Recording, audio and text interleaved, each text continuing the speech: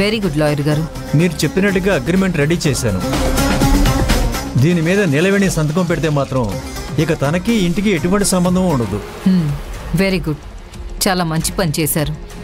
మీ fee నేను పంపించేస్తాను. అలాగే మేడం, మీరు ఎవరి రుణం ఉంచుకోరు కదా, అందుకే దాని రుణం కూడా ఉంచుకోకూడదని ఇక్కడి నుంచి పంపించేస్తున్నాను. అలాగే మేడం, నేను ఇంకా బయలుదేరుతాను. ఒక్క నిమిషం, కాఫీ అయినా తీసుకోండి. కుకుటేష్ అమ్మగారు ఒకసారి ఇలారా. అమ్మగారు లాయర్ గారికి కాఫీ తీసుకురా. పర్లేదు మేడం, నేను అర్జెంట్ పని మీద వెళ్ళాలి, వెళ్ళొస్తాను మేడం.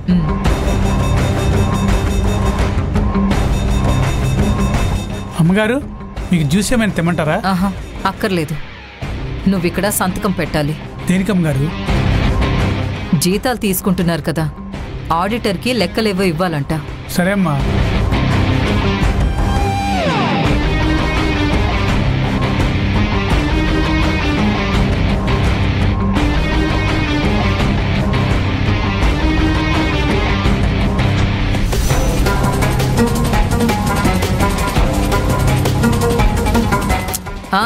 కుకుటేష్, చాలు.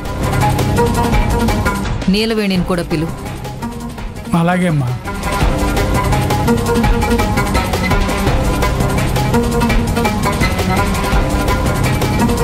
అమ్మా నీలవేణి, అమ్మగారు పిలుస్తున్నారు, సంతకం పెట్టాలంటమ్మా. అదేంటన్నా, ఎప్పుడూ లేనిది ఇప్పుడు సంతకం అడుగుతున్నారు?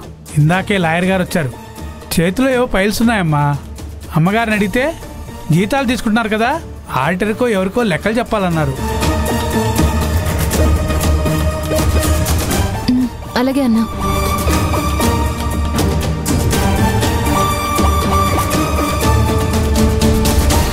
ఏంటి నిలవేణి, ఏదో బిజీగా ఉన్నట్టున్నావు? వంట చేస్తున్నానమ్మా. సరే, సంతకం పెట్టు. కుకుటేష్ కూడా పెట్టాడు. చెప్పాడమ్మగారు.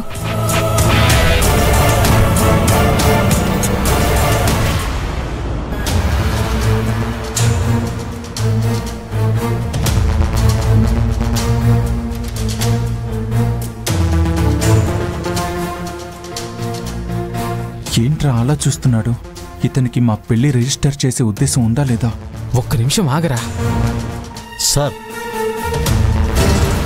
మీకేదైనా డౌట్ ఉంటే మా వాడి పెళ్లికి వచ్చిన వాళ్లలో 10 మందిని పిలిపిస్తాను. రౌడీలనా? అయ్యయ్యో, అలా కాదు, పెద్ద మనుషులని అంటున్నాను. మీరు పెళ్లి చేశారంటే చాలా మందే వచ్చుంటారు. కాకపోతే నాకు ఒక చిన్న డౌట్. డౌట్ అన్నాడంటే ఈ రిజిస్ట్రేషన్ ఆగిపోయినట్టే. నువ్వు ఉండు తారక్, నేను మాట్లాడతాను కదా.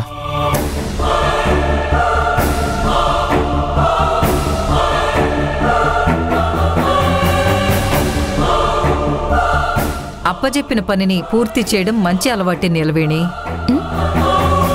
అటు వంట పనులు, ఇటు ఆఫీస్ పనులు రెండింటినీ మేనేజ్ చేస్తున్నావు.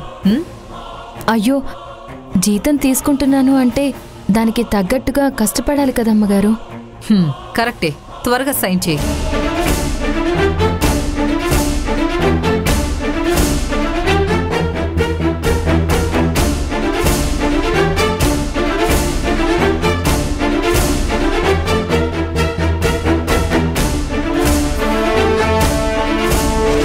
పెళ్లి రిజిస్ట్రేషన్ చేస్తారా? ఇప్పుడు తాళి నీ మెళ్ళో ఉన్నా సరే దానికి విలువ లేకుండా చేసేశానే. డివోర్స్ పేపర్స్ మీద సంతకాలు పెట్టించాను. ఇప్పుడేం చేస్తావో చూస్తాను. సార్, ఈ అనుమానాలన్నీ పక్కన పెట్టండి. మా వాణి కన్న తండ్రి ఈసారి స్వయంగా వచ్చి మ్యారేజ్ రిజిస్ట్రేషన్ చేయించాలని అడుగుతుంటే డౌట్ పడుతున్నారేంటి? అది కాదు బాబు, పెళ్ళై చాలా రోజులైంది. అయినా ఇప్పటి వరకు ఎందుకు రిజిస్ట్రేషన్ చేయించుకోలేదని క్లారిఫికేషన్ కోసం అన్నా. అదో పెద్ద కథ సార్. ఏంటి కొంపతీసి ఇప్పుడు చెప్తావా ఏంటి? సార్, నేను షార్ట్ కట్లో చెప్తాను వినండి. మా ఆవిడ ఒక అమ్మాయిని నా కొడుకు కట్టపెట్టాలనుకుంది. తనంటే తారక్ ఇష్టం లేదు. వాళ్ళమ్మ మొండి పట్టుదలకి అడ్డం పడాలనుకుని పెళ్లికి సహాయంగా వచ్చిన అమ్మాయి మెడలో 3 ముళ్ళు వేశాడు. అన్బిలీవబుల్. పెళ్లి పనుల్లో సహాయపడడానికి వచ్చిన పని మనిషి మెడలో తాళి కట్టాడా? నా భార్య పని మనిషి కాదు సార్. కాదులే తారక్, కానీ పెళ్లి రోజు ఏం జరిగిందో చెప్పాలి కదా. అప్పుడంటే తను పని మనిషిలేండి, మీరు రాసుకోవచ్చు సార్. వాళ్ళమ్మ మీద కోపంతో నీలవేడి మెళ్ళలో తాళి కట్టినా సరే ఆ తరువాత నా కొడుకు మంచి పని చేశాడనిపించింది. వినయ విధేయతలు గల ఆ అమ్మాయి ఇప్పుడు మా బిజినెస్లు కూడా తనే రన్ చేస్తుందంటే అర్థం చేసుకోండి. గ్రేట్.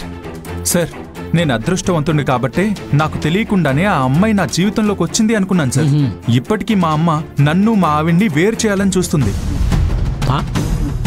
అందుకే రిజిస్ట్రేషన్ జరిగితే మ్యారేజ్ సర్టిఫికేట్ వస్తుంది. తర్వాత మా అమ్మ మా జోలికే రాదు. Good idea. నెక్స్ట్ స్టెప్ ఏంటో చెప్పండి సార్. ప్రాసెస్ కంప్లీట్ చేస్తాను. రేపు మీరు ఫస్ట్ హాఫ్లో వచ్చేయండి. ఓకే? రోజు వస్తున్నాం కదా సార్. అబ్బా, తారక్ వాళ్ళ ఆవిడని తీసుకురానివయ్యా. నీ హడావిడి ఎక్కువైపోయింది. అలాగే సార్, మేము వస్తాం. మంచిది, వెళ్ళండి. పదరా. సరే okay, sir. Okay. Thank you sir. Okay. Thank you.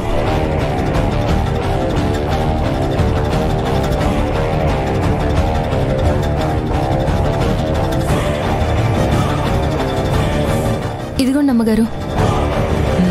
మంచిది. ఇంకా రేణుకక్క వాళ్ళందరితో పెట్టించాలా అమ్మా? నేను పిలుస్తానులే, నీ పని చూసుకో.